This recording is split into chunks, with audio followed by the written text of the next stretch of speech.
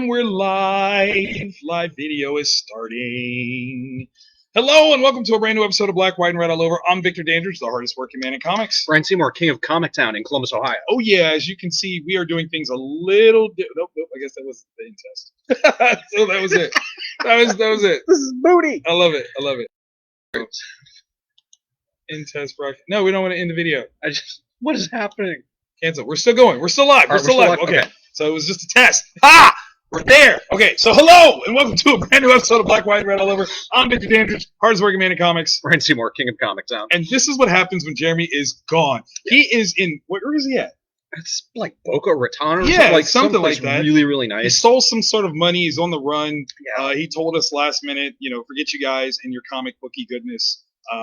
We're not doing it. So yeah, he signed up for some live action Scarface video game thing, and he called it a timeshare. I don't know. I don't believe it. That would be the worst. I don't believe him at all. Just like chained up in a bathroom. Somebody's got a chainsaw. Like, timeshare. I just want to read some books. It's like, no, it's too late, man. It's too late. It's what you get. Okay, so we're still gonna do the thing because that's what we do around here. We read good books and we talk about the business. Yes. So before we get into the books, to talk about the business, yes, I just came from Wizard World Chicago, the last Wizard World ever. End of an era. Yeah. So crazy to think of. It's nutty. It's absolutely nutty. If you guys have seen my streams, you know how emotional I got about this because I've gone to the show literally over the last 18 years. Mm-hmm. Like, yeah, it's monumental. It's been such a hallmark for my career.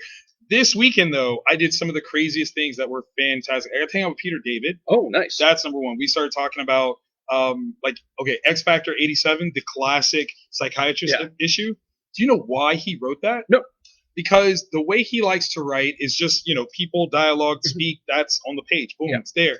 People were so used to Chris Claremont's way of having that internal monologue and all that stuff. They were getting letters suggesting that he didn't know what he was doing.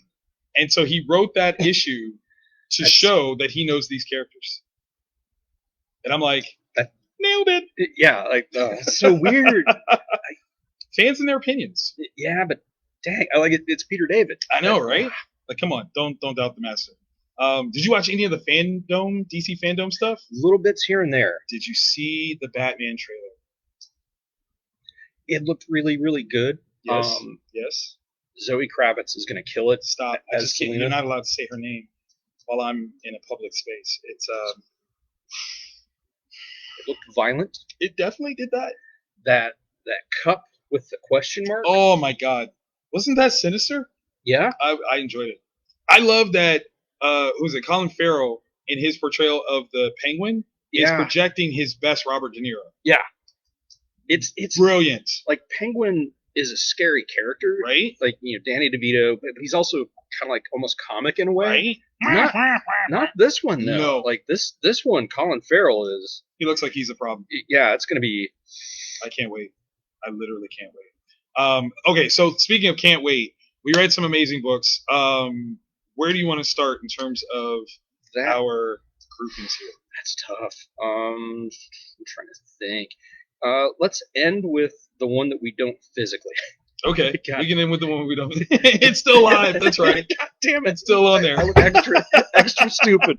You don't look stupid. It's just a matter of technology. That's what we're doing. Okay, so we'll end with the one that we don't have. That's what you want to end. Yep. Okay, so in our honorable mentions pile, these are my two for honorable mention.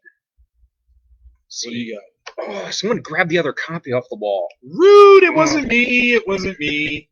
Okay, so I'll start with this one. How about that? Yeah, let's do AfterShock, Beyond the Breach. Ed Brisson, Damian Cusero. Oh, we get some more information. This one was a tough one to put on the honorable mention side. I can't lie. We get some understanding of exactly how all this hijinks is happening. And there is errant technology, alien-based. We get a story. We find out how, supposed invaders that would come through and snatch resources really are the problem here. And it's a lot of beautiful building of sad stuff. Yeah. There's some things that you're just like, no, don't do that. But it's really good. Yeah, it's really good. This one, I've enjoyed this series tremendously. Oh, yeah. It's been really, really dope. And these guys are a friggin' problem. They are relentless. Yeah. They don't stop. They really don't. And I want a frost tortoise. Really bad. It'd be awesome. Would. And just to let you guys know, starting next week's episode, right, we're going to have a special AfterShock code word of the day, or the week. And we're going to be giving away some AfterShock variant covers. They've been very cool. Kyle has brought us many. He's our ambassador. Yes. So we've got them built up. Next week. Stuff. Yeah, we'll figure out a way to give those away. And yeah. When we say the word, if you comment below, yay, like Pee Wee Herman style. Yeah. Get you some stuff. Yeah. Okay, so what else you got? Oh, see, this is a toughie. All right. Dang it! How did you get? I didn't even see that over there. You hit it, didn't you? Maybe. Oh! Gods of Brutality, #2 from Black Caravan, which is like one of the best imprints out there. It's just metal as. All right, so this week, so when Donny Cates put out a Thor book this week. Yes. And that's consistently really, really, really good. Very true. This Thor book, though, amazing, better. And the reason I say better is you've got Russian were-ants that own and operate a strip club in hell. Say it again. They've been sent to fight this rock star dude who's in hell. It's basically Glenn Danzig and Thor and Hercules who have been sent to hell to go save him because their dads are sick of their crap. Yeah, it's just the entire episode is them fighting Russian mafia were-ants. And it's brutal, it's bloody, it's disgusting, and without giving anything away, probably one of the most interesting questions I've read all week. Yeah. Let's see. Holy S-word, they just threw a baby at us. How evil is that baby to have gone to hell? Oh my God, that is a good question. Really, really, really good stuff. It's hysterical. Evil baby. Right? Okay. Where does this fall for you? Oh, I don't know. Like it was decent. I just don't know if I'm the audience for it. Okay, I'm going to talk about it. Okay, so Nubia in the Amazons, issue 1. Issue 1 of 6. We've got now we've got all-star teams here. Stephanie Williams, Vita Ayala, Stephanie Williams on the script, Aletha Martinez on pencils, Mark Morales on inks. Like, ton of creators. The idea that Stephanie and Vita did the story, but Stephanie did the script. I think that there is something lacking, and I don't want to be dismissive of Stephanie's talent by any means, but there's not as strong of a voice as I thought there was going to be with this title. Okay. Like, I thought this was very much so an encapsulation of the plot. Like, this is what happens, but the voice, the angle of it, I think should hit harder. Now, I don't know if that's because Stephanie is, not necessarily bringing it, if editorial is kind of like, ooh, bring it back just a little bit. But I think like there's some punch that should be here that's not quite there yet. Yeah, because that was that was where I was like, I need to know more about what's going on. It was one of those ones that kind of left me wanting, but then not everything is written for me, which I get absolutely. But yeah, no, it was interesting because it's a Wonder Woman book, right? Without your classic, Diana is Wonder Woman. I don't know. It's pretty interesting. I'm gonna keep reading it. Okay. I know that because they got 5 issues left. Yeah. And if any of those issues have anything similar to that dream sequence, then it's magic and fire. Well, and that's the other thing is I wonder how much of this was them getting to build up to what they want. Like, let's get this out of the way, and then we can really tell story as we want to. Yeah. So I'm definitely down for issue 2. Just that's my bar. Is like I recognize how important Nubia is as a character. Yeah. The idea of Nubia being queen is huge, and I want like real fire gravitas. Give me epic myth here because that's what I think this is going to be. So yeah, I was looking forward to it though. Oh yeah. Alrighty. This was a tough one for me to put on the honorable mentions. Nidahaw's Nightmare blog. It is the sequel spin-off series from Philadelphia. Oh. Except this one takes place in Baltimore. Which is close to Philadelphia. And, oh, man. That's gnarly. Like the way these monsters look is not... it's horrifying. Yeah, the way the art renders them. Okay. Yeah. So that's burned in the brain. In this one, it kind of takes the supposition that demons have kind of infested Baltimore. Okay. Like vampires are in Philadelphia, demons are in Baltimore, and this woman she teaches during the day, right? But she has this nightmare blog where it's basically other people can send their brushes with the supernatural as a story to her, and then she might check it out and might investigate it. 90% of it is just butt sauce, it's not real, easily debunked. Yeah, you're like, nah, that didn't happen. But every now and again, you get something nightmare feel. Like, who is the artist on this? Let us see. So I can stay away from anything that they do on a regular basis, because that's terrifying. It's so beautiful, but terrifying. So Jason Sean Alexander, I think. Really? The creative team is Rodney Barnes, Jason Sean Alexander, Patrick Reynolds, and Luis NCT. I need to. Because there's a couple different stories that are kind of fusing into one, I think, for the meta plot. Beat cop whose life, just you're a beat cop in the back alleys of Baltimore. It's not great. Wow. There's a ghost of a child that. So yeah, it's fantastic. The monster in this one that I think is going to be the main bad guy. Because you're not going to want to see the monster, because Did you see the thing where it was moving? I did. I did. That was wrong. That was bad. That was so. Oh god. Yeah. So if you're looking for something, this is the stuff. It's really, really strong. Patrick Reynolds did the finishes on the art, and you're a terrible person. Jason Alexander did the layouts. So y'all are both together. No, stop! You went back to it. Why? Why would you do? You know what? Clowns. I'm joking. Clowns. It could be all over. That's my safe word right now. Clowns. Oh man. Ugh. Okay. There was one book that we both read, but unfortunately not physically, because we haven't got it from Diamond yet. Yeah. Yeah. That would be Jupiter's Legacy, Requiem number 5. Yeah. And okay.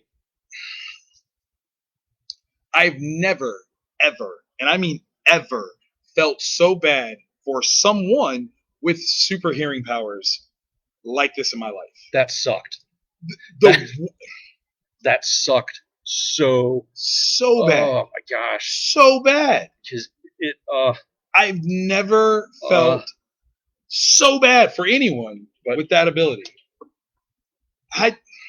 You can't mind soak that. No, it's and to think, like, to have that reaction, the other people around you have no idea what you're responding to, right? How do you explain to them? How? Like, actually, I've got the ability to hear things that the normal person can't hear, and this one person that means so much to me won't stop talking while they do. No, stop it. Here's my question, though. Okay. Mm-hmm. So if they heard it, there's got to be other people who probably heard that. Yeah. And how do you think they're going to react? Oh, it's not good. I don't think it's good at all. I don't think it's good at all. It's not good at all. This was a shoe drop issue. Some things that you're like, oh, no, this is going to be cool, and this is going to be great when they team up, and then you find out that is not actually the plan. Yeah. I believed in these people, and I was very hurt by this. It's issue 5. Yeah. I don't think the trade paperbacks 1 through 5, isn't it? 1 through 6 is the. It's got to be 1 through 6. So, all right. So if you have not been reading, this is the next generation of heroes from the Jupiters. The next even. And there's a couple different storylines going on. Like, right. One is very, very human. Hutch is like, he's a screw up. Yeah. He's an alcoholic. He's a drug user. But like, you still want him. I believe in Hutch, man. Like, I love Hutch so much. I didn't mean for that to rhyme. I'm sorry, but like, I want him to be the guy that pulls it together. Yeah. And the fact that he's struggling with almost every aspect of his life, the idea that he can make more money not being involved, that hurts me. Yeah, that hurts me. But he is kind of, and he's dealing with, or rather, his ex-wife is dealing with his crap. Yeah, the damage, the collateral damage. Yes, their kids are stuck in the middle. Completely.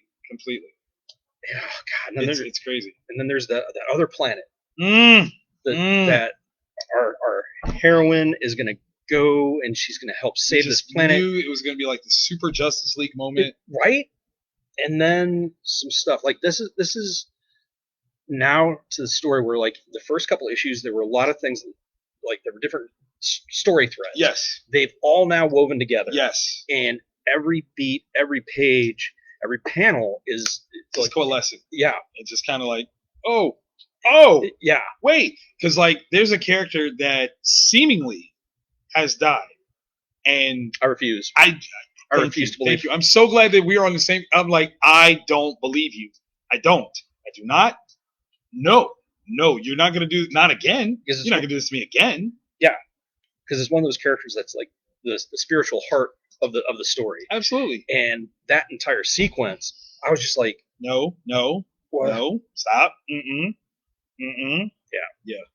I agree. I thoroughly enjoyed this one. Big shout out to Miller World for sending us that preview copy, so we did get a chance to read it. We do want to send some love to Mark and his family. Apparently, they have caught the illness du jour, and they are doing their best to stay secluded and quarantine. Yeah, quarantined up and get over this illness. So much love to them. Godspeed, recovery. Keep writing stuff while you don't feel well. Yeah. For my own edification, please, because I need more. Yeah. Because I don't want these stories to end with like some filler person brought in. Oh no, unless it's me, I will write that. That would be cool. If you want. That would be cool. I mean, just if you're not feeling up to it, I can start ghostwriting, and then you check it, and then you're like, yeah, that's good. I'm just throwing it out there. Okay, so moving on to some other books. Obviously, I took one of your acrylics. Cool. Let's see. I will go first to kind of match it up. Yeah. Okay, so we can end with this one. Mm-hmm. Awesome. All right, so I'm going to go for Fantastic Four, issue 37. Okay, so what's really interesting is there are a few times where I like seemingly standalone-ish type stories, right? They're fun, they're easy, and when they're done really well, it's always an exciting reprieve till you get to the next big story arc. And this one, it's Halloween. How apropos. This come out in October. Halloween's almost here. We've got the new kids on the block, Joe and Nicola, and they have a plan. They have an absolutely genius plan to have the best Halloween ever, right? I mean, you've got Nicola that can shapeshift. Yeah. So her efforts for trick-or-treating, run that again. Do it one more time. Like, I'm just going to change my shape, and I'm going to be something else. I'm going to come back, and I'm going to trick-or-treat one more time with you. And it's going to be amazing. And obviously Joe is like, I'll switch up my costume, say less. We can actually strategically get as much candy, like the most candy that any kid has ever gotten. Like, let's do it. That's the core, right? Like, that's the simple core story of this. But then, of course, there's the cosmic. And once you get to the cosmic, it's beautiful. It's beautiful. Joe proves himself to be a very interesting character who may not be as changed by his time on Earth as everyone would like. And that may seed some future problems for the FF and the Yancey Street family. So, yeah. Here's one. All right. So about 3 weeks ago, DC had their Halloween themed one shot, Are You Afraid of Darkseid? Right. Not yes, bad. I am, by the way. Yeah. And if you're not, you're lying. Right. So it's the rules. Simple. What I'm loving about Marvel right now is they're having these moments, these one-shot issues, like that one was what X-Men last week. X-Men, yep. That are just nailing the Halloween vibe, just absolutely killing it, really and keeping within the way these books should feel. Yep. So I like it. Like, it would be great if we can get more books like this rather than event books all the time. Yeah. I'm not saying event books are bad, but there is a thing as event book fatigue because when there's no status quo. If it's big event, it's not a big event anymore. That's just the way it is. It's just what happens. It's those moments of calm where you can tell a really, really cool one-shot story like that. Absolutely. Who are we to? What do we know? I mean, we're just reading and reviewing. Reading, reviewing, and loving. All right. I'm sorry. This is one that when it was like through the retailer channels, it was pitched as Dark Knight for Catwoman, like Dark Knight, like DKR. Ooh, it's like that's bold. That is a bold statement. And then DC was like, first issue is strip cover returnable. Like, okay, now I'm listening. I'm listening. You're piquing my curiosity, right? And then DC was like, "Here's a PDF copy. Read it before you order." It's like, yeah, go on. And oh my gosh, it's Cliff Chiang. Okay, writing it, drawing snap! He's doing colored, it all. Lettered, one man band. Covers. The only thing he didn't do was the 1/25 variant. Because Jacques did it. Mm-hmm. Which, if you're going to let somebody step in for a cover, I would let Jacques do it anytime. Yeah. All right. So this is in the future. Catwoman, after getting out of prison, is about 55. Okay. Hitting the streets again. It is a world that you find out is post superhero. There aren't capes anymore. Like nobody's, nobody's doing that thing. Yeah, which makes you wonder where's if this is in Gotham, where's Batman? Because if anybody's going to have a cape, it's going to be Batman. Did Bruce retire? We don't know at first. We just know that it's not happening. And so she's on the streets, trying to figure out, how she fits into this new world. Right. She's been in prison for 10 years, just gotten out. Okay. Begins interacting with people, goes around, visits Barbara Gordon. But it doesn't go well. Really? Yeah. I can't imagine why. And it really is. Cliff is really telling us a Dark Knight Returns type story for Catwoman. She's 55. She's trying to find her place again. There is something that she's been told to find by someone really, really important and special to her. And now she's trying to figure out, how do I find this out? Because if she gets caught, she's going back to prison. Oh, man, she's putting it all on the line. Yeah, and she's got to figure out what something is. Yeah, it's super, super good. Let me just go ahead and take that on over here and put this on my buy pile. You don't have to be a Catwoman fan. You just have to be a fan of Gotham. And if you're into Gotham and that whole universe and ecosystem, pick it up. It's really, really good. My only complaint is it's that weird size that there's really no back and forth for. Other than that, though, worth it. I'm gonna stay with DC on this one. Yeah. Superman, son of Kal-El, Tom Taylor, Tim's. What's Tim's full name? Let's see. Tom Taylor. Oh wow, Tim's only did the cover. My apologies.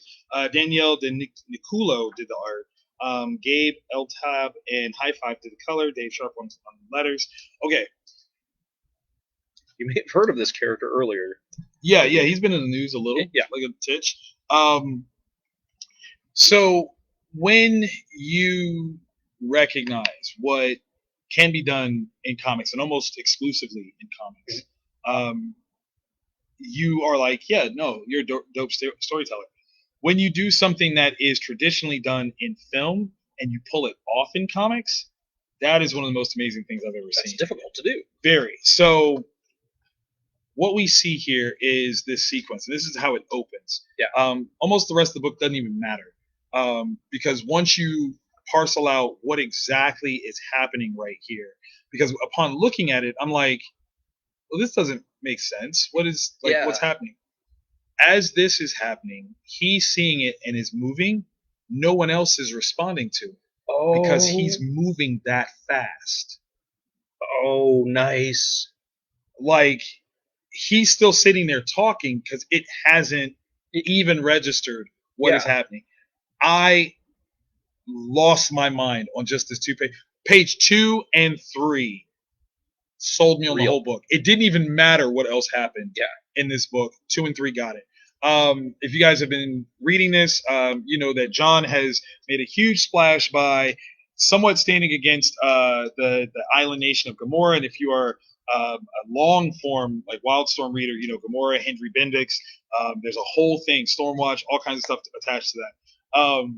And there's a retaliation that happened at the last issue, and we see that play out here. And oh my goodness, it's good. Imagine being able to process everything that's happening as fast as John is. It's brilliant.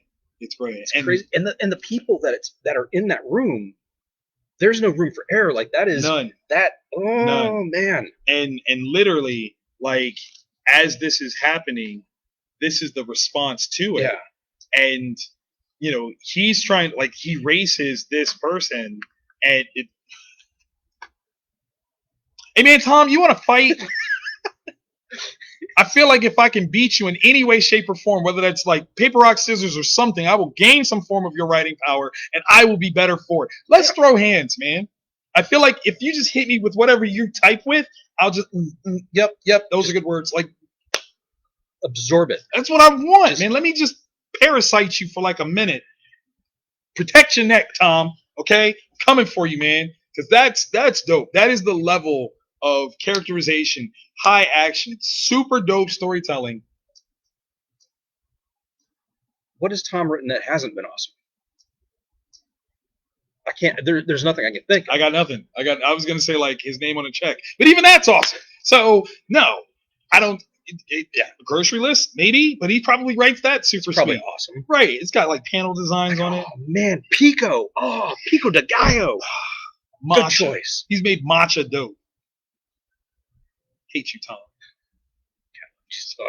Yeah. So pick this up. This has been an amazing Superman story right from the start. Yes. And it's John Kent, and it's not like we're just slotting in somebody to have like a Superboy. Like, no, this is a completely different character that is a synthesis of Lois and Clark, and how he's grown up. It's just stupid. Just buy it. Get it, because it's really amazing. And even all the hubbaloo of the big announcement about John hasn't happened yet. That's the next issue. Right. That's so number 5. Build up to what we're gonna see. Because this is gonna be something amazing. So if you're gonna have a moment with somebody, right? That's a after great, that. Yeah. Cards are on the table after that. Speaking of on the table, oh man. The second book this week with cannibalistic tendencies. Oh God, why do we have so much? Yeah, because did you see the hand in the background? I did. Oh, because I was like, I don't know, it's not real. Oh, how are you gonna eat a human hand? Like, that's would it have like Frank's Red Hot, like buffalo style ham? Nah, it's just Frank. Like this. Frank's hand sauce. That's what that is. Eat the Rich. Number 4, Sarah Gailey, Pius Bach, Roman Titoff, Cardinal Ray. How do we live in a world where I'm like, you know what? They're actually doing something for people. Like they're offering. They are a way out. Wait, no, it's not that. It's how is that presented as an improvement on the process? Yeah, that's the part that got me. It's like I just wanted to help out and make it better, so we did the contracts. You still do okay. It's more than a living wage. Oh God, is it though? Because at the end result, it's not so much. Okay, so in Eat the Rich, we have this beautiful young couple that's going away to the boyfriend's lovely estate area. But there is a secret with his family. Yeah, they come from old money. Yeah, and I didn't expect the secret to be a culinary secret. Yeah, it's much so a culinary secret. Ugh. They eat people. Yeah. This has been established. Not only do they eat people, those people used to work for them. Which has got to be weird. Like, you have to be so disconnected from the help. Oh God, that's so dark. But it's true, right? Or like, oh my God, or maybe you're not, and like through the course of their career, like you whisper stuff to them, like, "I bet you're delicious." Like that's just weird. Oh, man, weird. What about the baby and the nanny? What? There've been nannies. I don't know. How are you gonna? There have been nannies, and I ate the babysitter. I don't know. Oh. I don't know. So here's the thing: the girlfriend is on the cusp of being proposed to here, to be made a part of this family, and she witnessed this in the first issue and is trying to process everything. Yeah, she wasn't supposed to see it. She was not supposed to see it. She's not initiated yet, but she did see it, and they know that she saw it. So they're trying their best to kind of go, okay, look, our son loves you. You gotta embrace this because this is the tradition. Yeah, because it's this conversation between the future mother-in-law and this woman. She's like, I know what you saw. Right. I know. And you have to remember, like you, I wasn't born into this. Yeah. So I understand exactly where you're coming from. But this is important. This is how we do this. And then the idea of like, once you do it, you can't go back. Yeah. And they have an explanation as to why. And it isn't just like, hey, we got you on camera. Like, there's reasons. And like you said, there's like this explanation of how they got from just rich people being cannibals to like the help being a part of it. Like into it. Like purposefully. And like, yes, do this to me. I want you to. And it's legitimately an upgrade. Like, it's legitimately That's the darkest part. That is the part that is the most like chaotic in my brain pan. The idea that them doing this is a benefit. Like, and after a summer, she is like, she's there. Yeah. But is she though? I'm afraid of what that is. Like, I think it's supposed to be hunger, but I fear that it's not that. Yeah, yeah. That's what I thought. I was like, see? Yep. Because if it's that, oh my gosh, there's no way. Like, you're. It's a wrap. It's a wrap. Like, you got it. It's terrible. It's terrible. Yeah. God, what would ribs be like? Soft, juicy. Oh, best ribs you've ever had. That's why they do it. It's got to be like the version of human meat is so succulent and so whatever, like it's meat that tastes like other meats because we eat meat. Like it's okay. See? Oh God, it's so horrible. But like the fact that it sounds kind of reasonable. Like what kind of economic conditions do we live in? And I'm like, you know what? Maybe I might sign that. Yeah. High-end insurance for my family. High-end insurance. I get a party. Yeah. I get a party, right? What happens if you're the help that has to clean up after that? Oh, that would suck. Right? You're like, it's like a dark version of Looper. Because you're gonna at some point this is gonna be you. I would watch this movie then. Yeah, 100%. I would definitely watch this movie. 100%. Would it be a Blumhouse? I don't know. Like, it's Blumhouse, but directed by Jordan Peele. I was thinking this for Jordan Peele, 100%. Definitely that. But this one, this one, because if not Jordan Peele, David Fincher. There you go. You can have somehow Fincher and Peele work together because Jordan will write it, Fincher directs. Yeah, because Jordan brings that very it's a horror movie, but this is actually really about society. Right. There you go. Thank you guys for tuning in to this abstract version of the show. Obviously, we aim to be back on YouTube as soon as possible. We'll probably send this to Jeremy and see if he can do his YouTube magic to it. Yeah. But you guys get first dibs. You're here with us right now. Good stuff. On Tuesday. So, boom, this is when we're actually recording. So it's not even New Comic Book Day unless you support just DC stuff. Yeah. Technically, it's for them. But it's still weird. It is.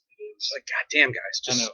Come on. Just come together. Just Wednesday. The dub. Throw it up. It's in the middle of the week. Mm-hmm. New Comic Book Day. Hump Day and New Comic Book Day together. Merged into one. Yeah. It's a jump humping reference. Sorry. And obviously, if you like this episode, click the thumbs up here on Facebook and on YouTube when this is up. And obviously, once you get back to YouTube, we want you to do. Yeah, hit the bell. Every week we do this, even if it's this. You find a way. Yeah. Life finds a way, and so do we. Because we're here for you. Black, white, and red all over. All over your face. Splash. Yeah, Frank. There's not a lot of meat on fingers. Oh! It's finger food. Oh my gosh. Good night, everybody. Tiramisu.